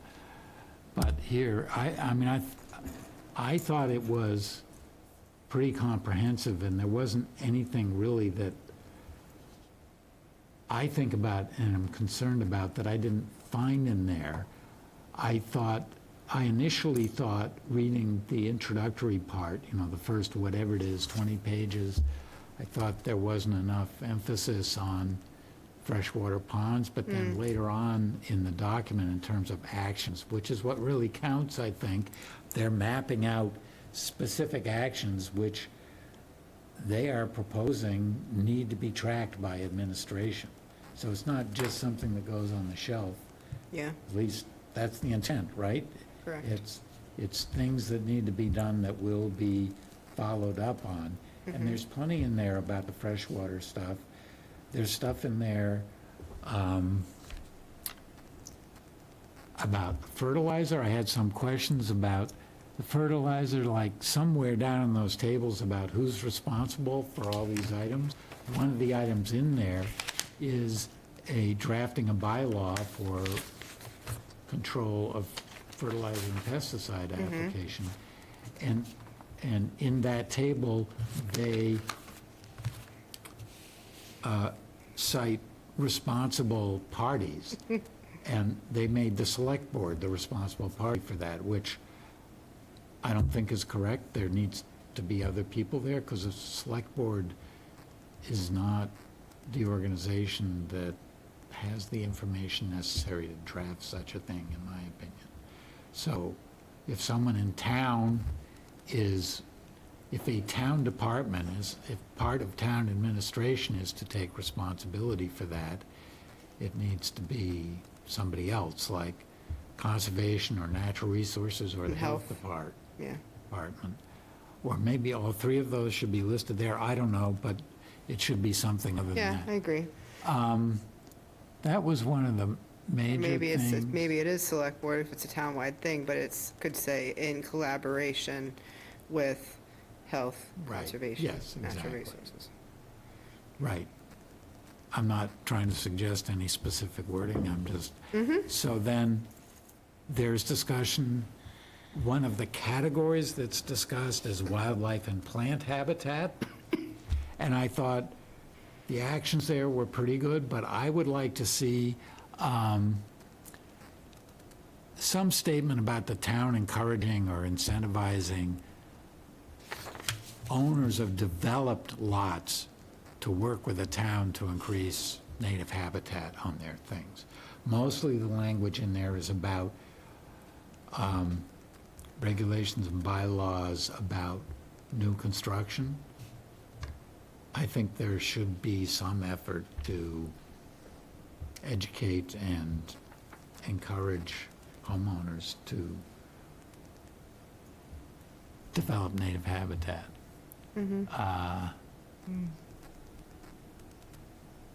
Fertilizer bylaw.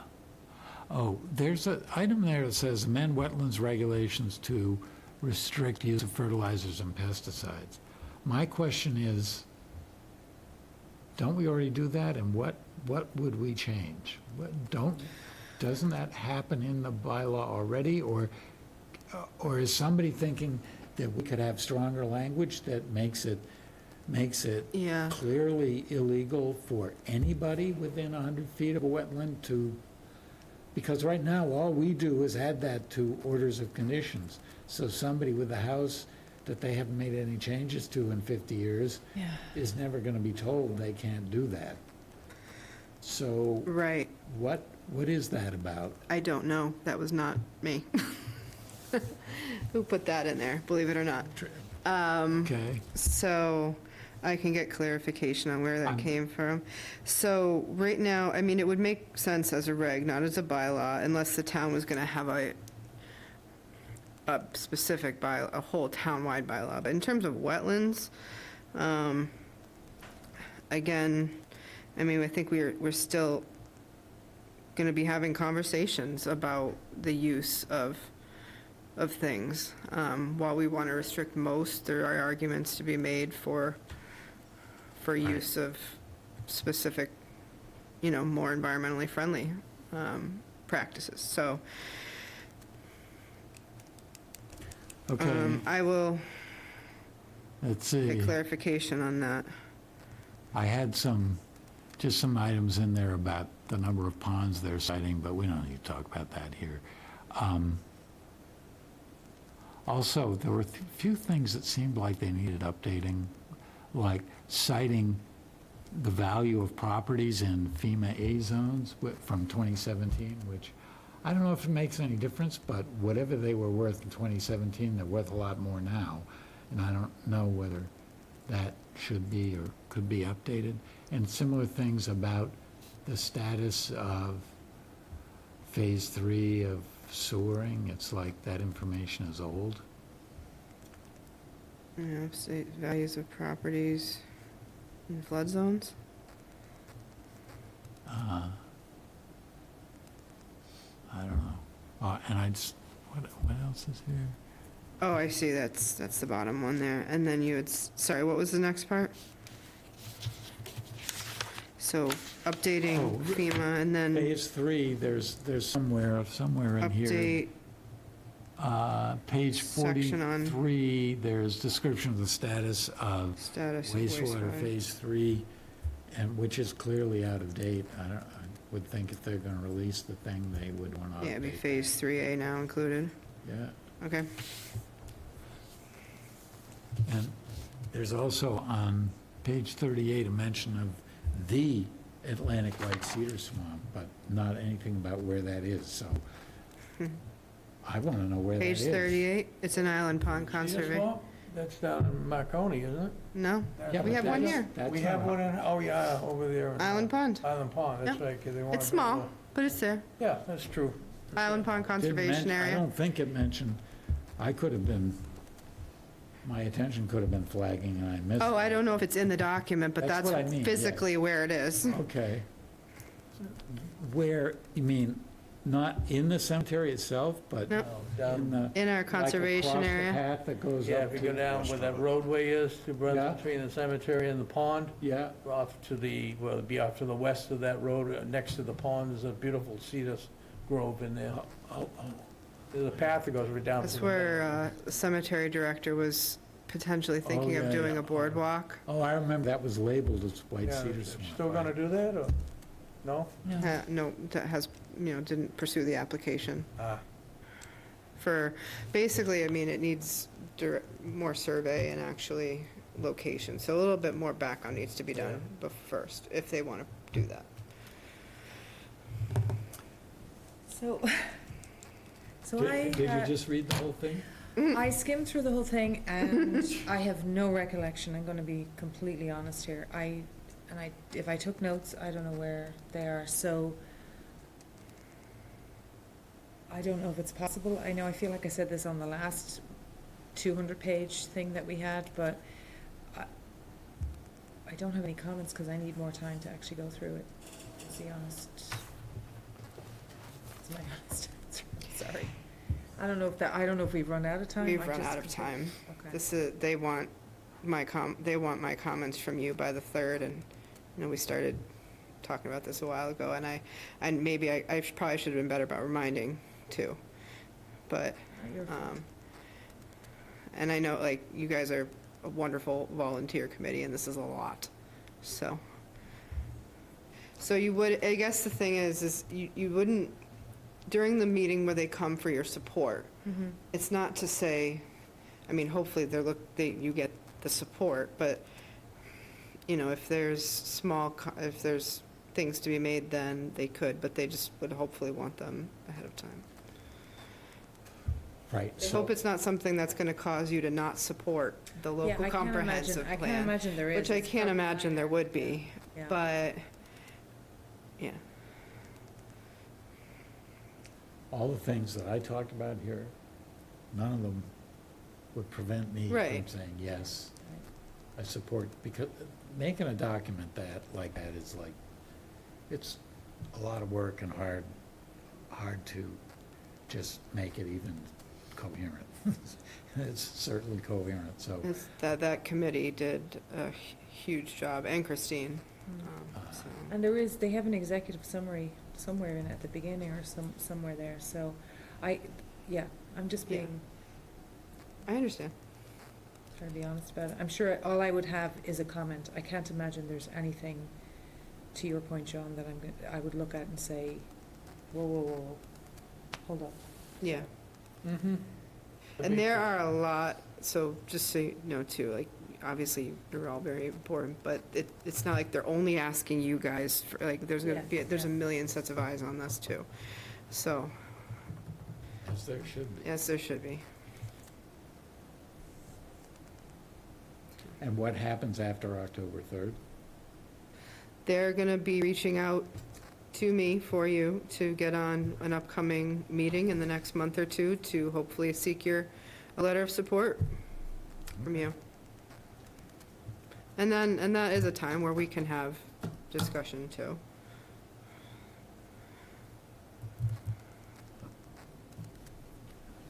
Okay.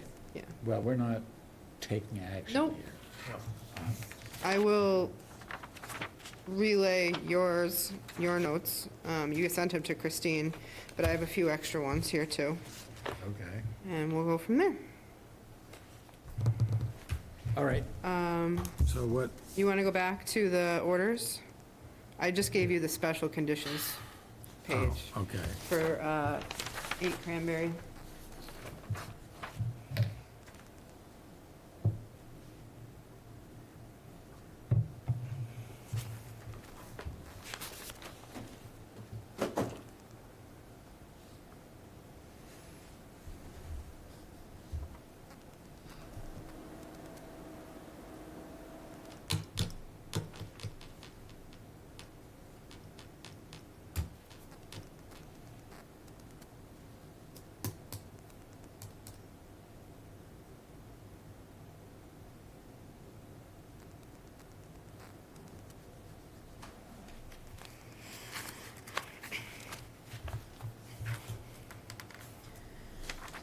All right, I don't have any comments about this.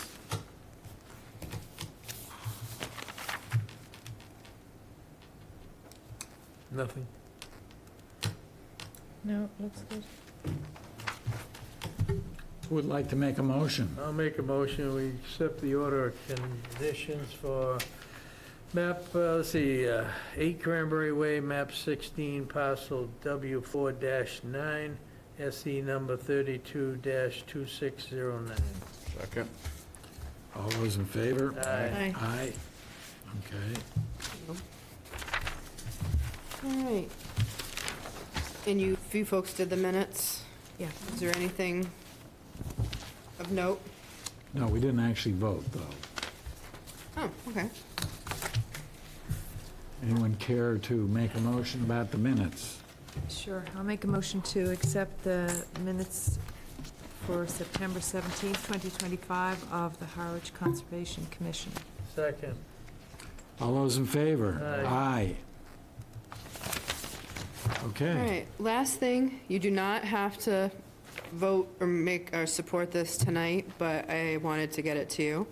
So Stephanie, our natural resource director, and I put together a community preservation application for diagnostic assessment of Hinkley Pond. So that was due today. We got it in at 2 o'clock. It was due at 4 o'clock, or 1 o'clock. I think the timestamp said 1.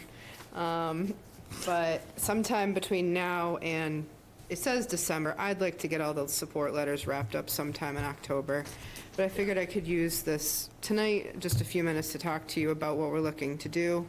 And then if you don't want to support it tonight, if you want to look more through it, we could put it on our next meeting.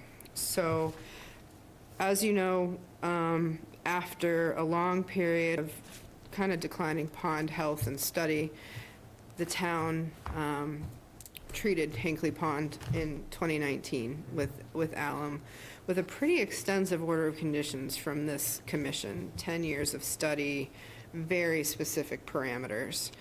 The treatment was done as expected, kind of in the first year, 6 months to a year, things were looking really good, how they should. And then the town, the money essentially, some money was given back when it should not have been given back. So there was money for potential longer study that was not kept. So there was 2 years of study done post-treatment, not 10. And the last study, like in-depth study, not, water quality that the PALS program does in town or that we do, was done in 2021.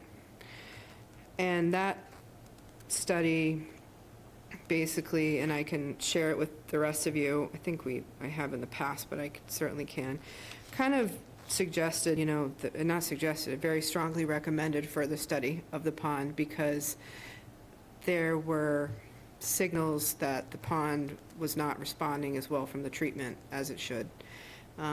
It was up and down. The water clarity was variable. Dissolved oxygen was more variable. There was a lot more weirdly high and low elevations of phosphorus.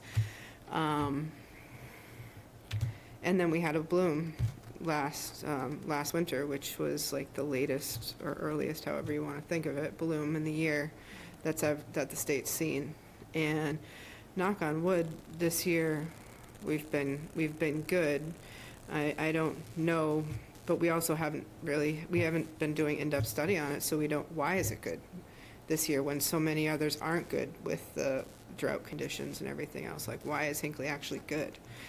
So in order to know, we kind of have to have a start from scratch in terms of doing an all brand-new diagnostic assessment of the pond, the water, and the sediment to see what are the contributing factors. Why hasn't this worked as we kind of promised it would? And what are the inputs that are causing this? Now we have, 2 cranberry bogs that are no longer really active, too. What role does that play? So we reached out to 4 different firms. I got interest from 2, and one was going to plan to work with this person who actually did this anyway. So we got a quote from Ed Eichner with the School of Marine Science and Technology at UMass Dartmouth, and this is kind of what they do. He prefaced it, because I've known it for a while, by saying, "Amy, I hope this number doesn't make you see stars." And I said, "No, I expected it to be high." So their baseline assessment, which is on the back page of what I have on your table tonight that you can take home and look, is $124,000 to do an assessment. I put a minimum 10% contingency for the CPC application, so $138,000. But he goes very into depth about what they would propose to do over the course of a year to a year and a half for Hinckley. Does it have to go to town meeting to be approved, that number? CPC will, yes. So the first step is applying to the Community Preservation Commission. Then we go through this review process with them, and hopefully they support the application to put it on the warrant. So the start would be July. And it would be a year to a year and a half process. I put 2 years to be on the safe side for the life of the project. And that will better be able to guide us as to what options, what we should be doing for Hinckley. And there's a lot of things, of course, that, that we promote, that individuals we can do to help the health of the pond, but it's going to take more than that. Originally, we were going to come in with CPC request to study West Reservoir, and Stephanie and I, because it's seen many, many years of really bad blooms. But considering we're out of compliance with our own order of conditions at this point, because we haven't been able to do this monitoring, and we really need to know what's going on here, we thought shooting for this one this year and definitely looking at West Reservoir for next year. So, but this isn't going to, this is for maybe 18 months of work. It's not going to To start. So that will be keeping things alive, and then hopefully there will be answers and some decisions about what actually needs to be done, whether the order of conditions that we issued for Hinckley's now already 6 years ago, or Thereabouts, yeah. one of the possible outcomes would be that the Eichner study would determine something different than should be done, that should be done other than what the order of conditions says. And that could come back here, Mm-hmm. and we could modify the order of conditions. Yeah. We didn't think it wise just to start up where Ken Wagner, who did the previous study in 2021, left off. Enough time has passed that, I mean, studying the exact same way, we didn't think was worthwhile. He's gonna do, Ken did a wonderful job, and like, but just, it needs to kind of back almost to the beginning, I'm sorry, sad to say, because it's, spent a lot of money Yeah. and time and effort on it, so. But the pond needs to be looked at, so. So you don't have to vote tonight, but eventually, in the next meeting or two, I'd love to ask for your support for the article. So if you want to take it home, I put it on your table if you want to read it. I didn't, all I gave you folks was the CPC application and the estimate, but if you want to see the most recent 2021 report, I will email it to you. Yep, because I did include that as part of the application. I just wasn't going to print out another 55 pages for you all, each and Thank you for that. yeah. So, can I put it on October 15th for hopeful support? October. I know, it's October 1st. Summer's Right. over. Okay. That's all I got. Anything further? Oh, we have a new commissioner starting next meeting. Susan's here. You told us that. Well, somebody said it at the last meeting. Yep. Yep. Nice. All right, I'll make a motion we adjourn the October 1st Harwich Conservation Commission meeting. I will second it. All those in favor? Aye. Aye. Okay.